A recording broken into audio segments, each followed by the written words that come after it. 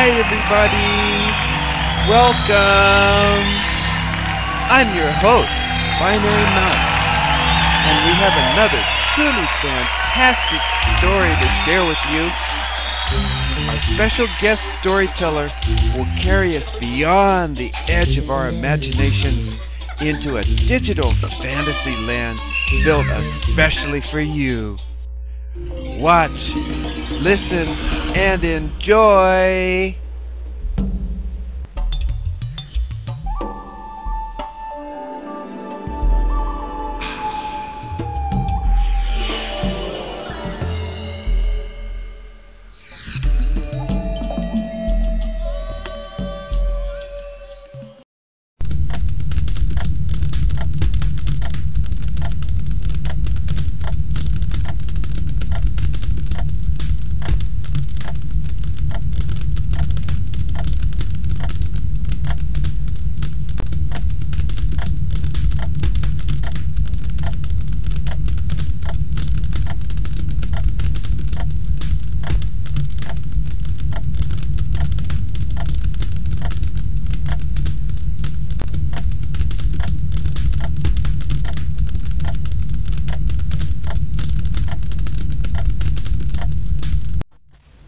Snow White by the Brothers Grimm. It was the middle of winter, and the snowflakes were falling like feathers from the sky, and a queen sat at her window, working, and her embroidery frame was of ebony, and as she worked, gazing at times out on the snow, she pricked her finger, and there fell from it 3 drops of blood on the snow.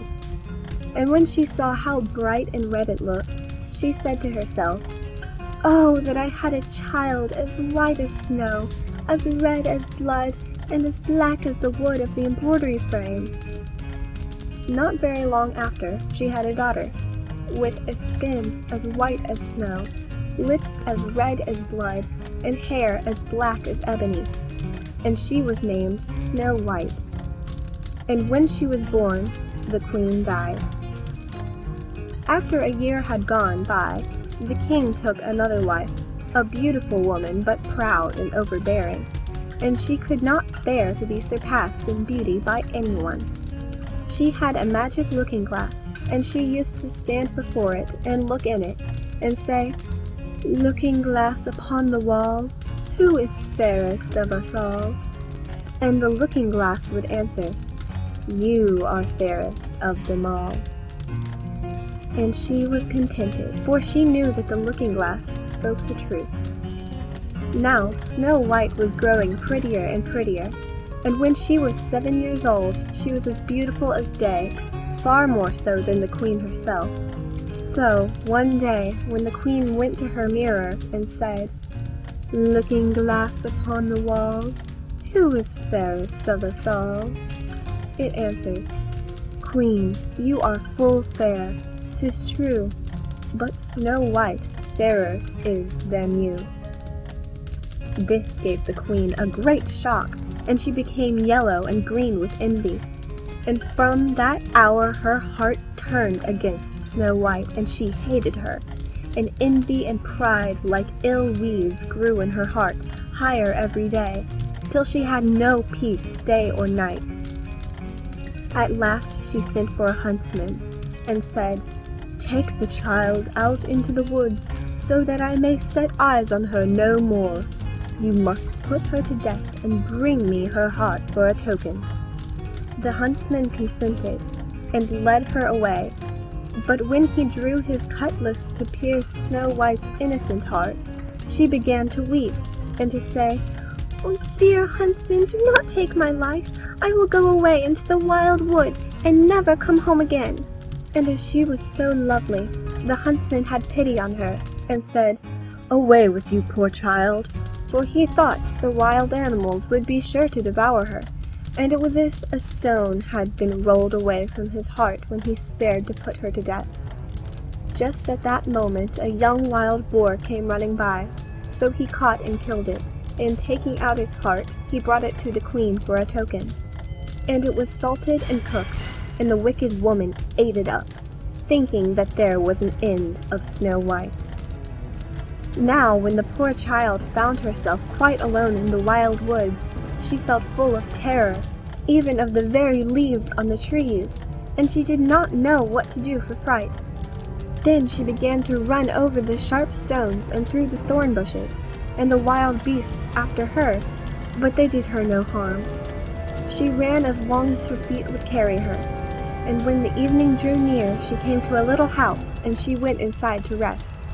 Everything there was very small, but as pretty and clean as possible. There stood the little table ready laid, and covered with a white cloth, and 7 little plates, and 7 knives and forks and drinking cups. By the wall stood 7 little beds, side by side, covered with clean white quilts. Snow White, being very hungry and thirsty, ate from each plate a little porridge and bread, and drank out of each little cup a drop of wine, so as not to finish up one portion alone. After that she felt so tired that she lay down on one of the beds, but it did not seem to suit her. One was too long, another too short, but at last the 7th was quite right, so she lay down upon it, committed herself to heaven, and fell asleep. When it was quite dark, the masters of the house came home.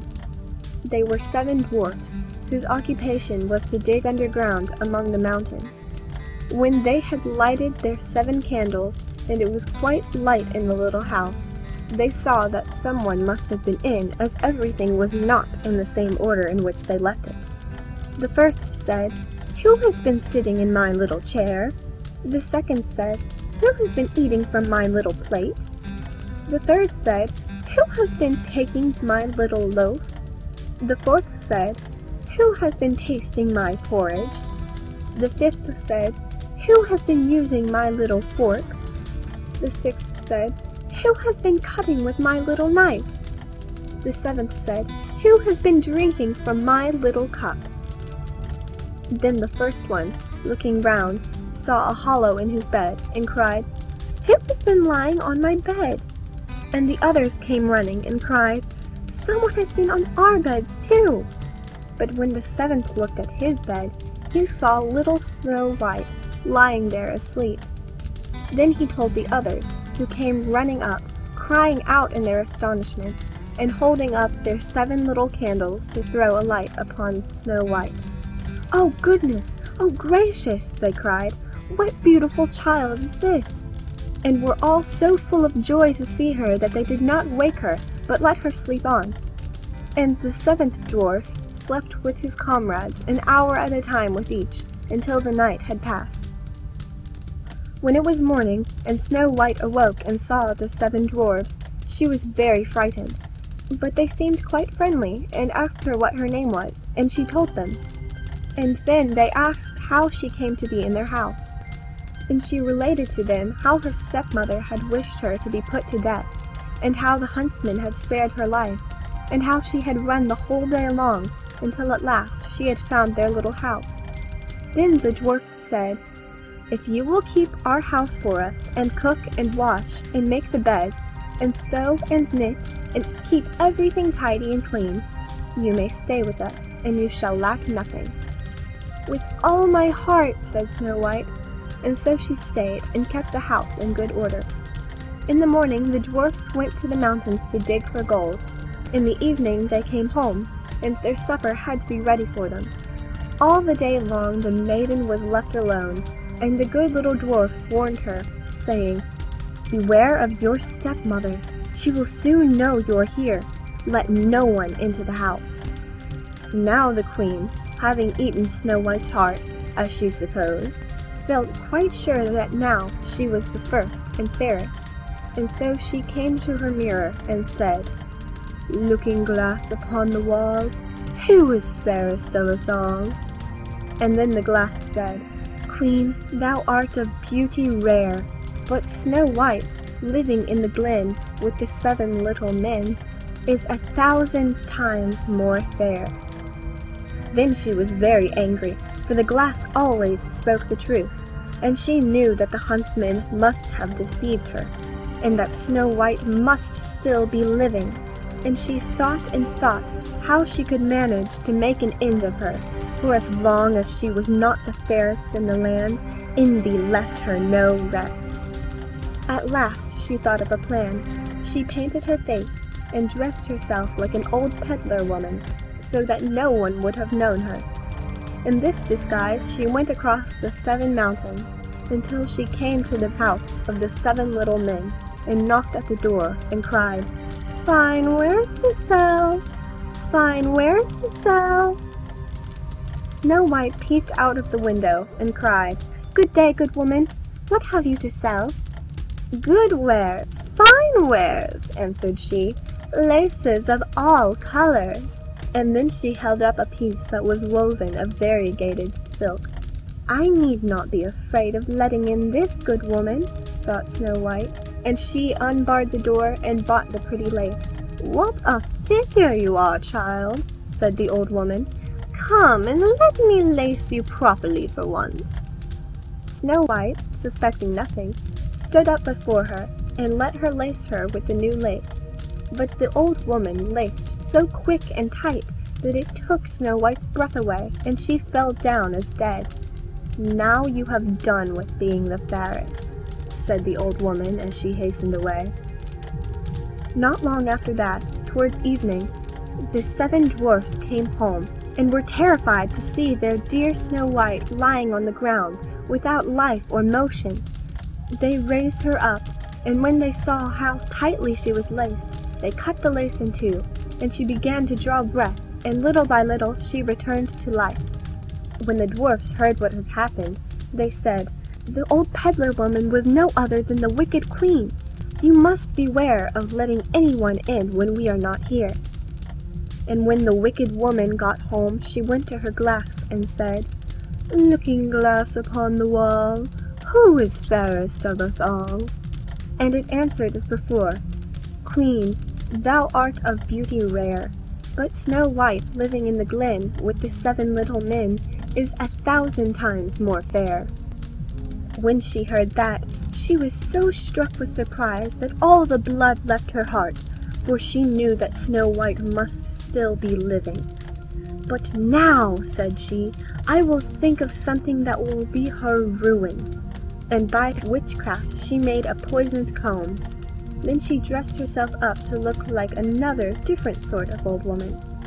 So she went across the 7 mountains and came to the house of the 7 dwarfs, and knocked at the door and cried, "Good wares to sell!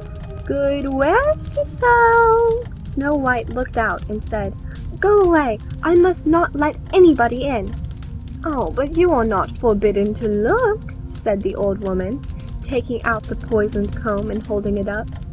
It pleased the poor child so much that she was tempted to open the door, and when the bargain was made, the old woman said, "And now, for once, your hair shall be properly combed." Poor Snow White, thinking no harm, let the old woman do as she would. But no sooner was the comb put in her hair than the poison began to work, and the poor girl fell down senseless. "Now, you paragon of beauty," said the wicked woman, "this is the end of you," and went off. By good luck it was now near evening, and the 7 little dwarfs came home. When they saw Snow White lying on the ground as dead, they thought directly that it was the stepmother's doing, and looked about, found the poisoned comb, and no sooner had they drawn it out of her hair than Snow White came to herself, and related all that had passed. Then they warned her once more to be on her guard, and never again to let anyone in at the door. And the queen went home, and stood before the looking-glass, and said, "Looking-glass upon the wall, who is fairest of us all?" And the looking-glass answered as before, "Queen, thou art of beauty rare, but Snow White living in the glen with the 7 little men is 1,000 times more fair." When she heard the looking-glass speak thus, she trembled and shook with anger. "Snow White shall die," cried she, "though it should cost me my own life." And then she went to a secret lonely chamber where no one was likely to come, and there she made a poisonous apple.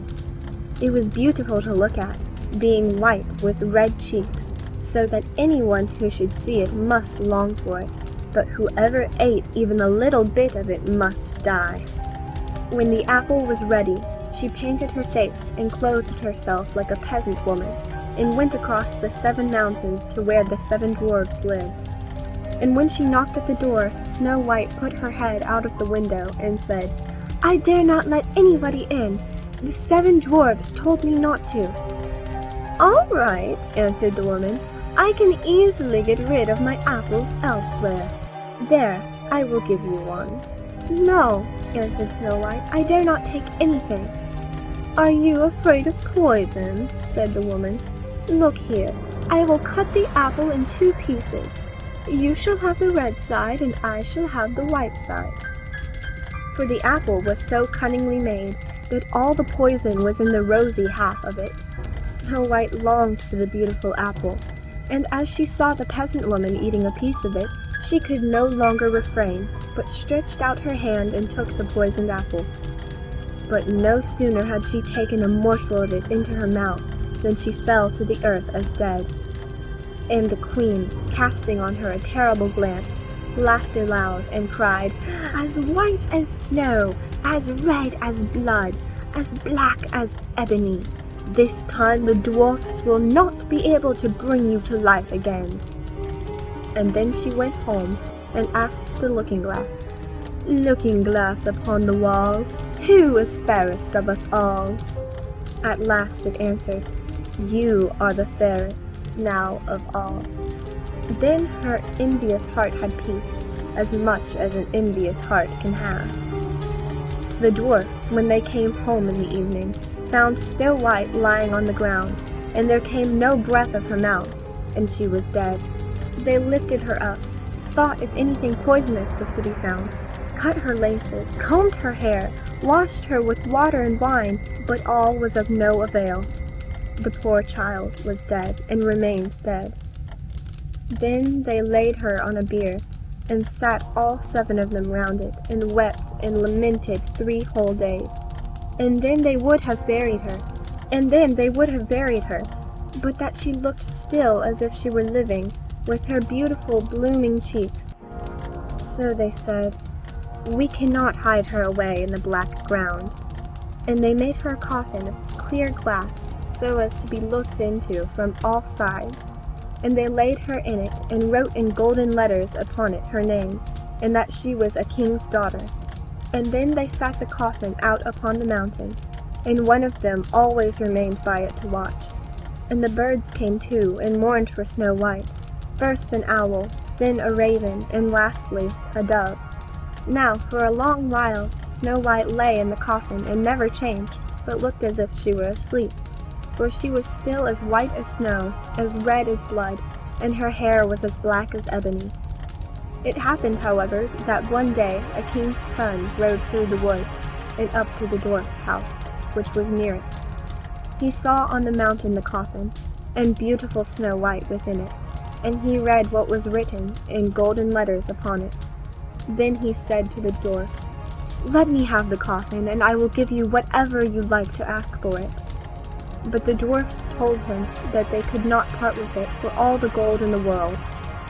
But he said, "I beseech you to give it me, for I cannot live without looking upon Snow White. If you consent, I will bring you to great honor, and care for you as if you were my brethren." When he spoke so, the good little dwarfs had pity upon him, and gave him the coffin. And the king's son called the servants, and bid them carry it away on their shoulders. Now it happened that as they were going along, they stumbled over a bush, and, with the shaking, the bit of poisoned apple fell out of her throat. It was not long before she opened her eyes, threw up the cover of the coffin, and sat up, alive and well. "Oh dear, where am I?" cried she. The king's son answered, full of joy, "You are near me." And relating all that had happened, he said, "I would rather have you than anything in the world. Come with me to my father's castle, and you shall be my bride." And Snow White was kind, and went with him, and their wedding was held with pomp and great splendor. But Snow White's wicked stepmother was also bidden to the feast, And when she had dressed herself in beautiful clothes and went to her looking-glass and said, "Looking-glass upon the wall, who is fairest of us all?" The looking-glass answered, "O Queen, though you are of beauty rare, the young bride is 1,000 times more fair." Then she railed and cursed and was beside herself with disappointment and anger. First she thought she would not go to the wedding, but then she felt she should have no peace until she went and saw the bride. And when she saw her, she knew her for Snow White, and could not stir from the place for anger and terror. For they had ready red-hot iron shoes, in which she had to dance until she fell down dead. End of Snow White.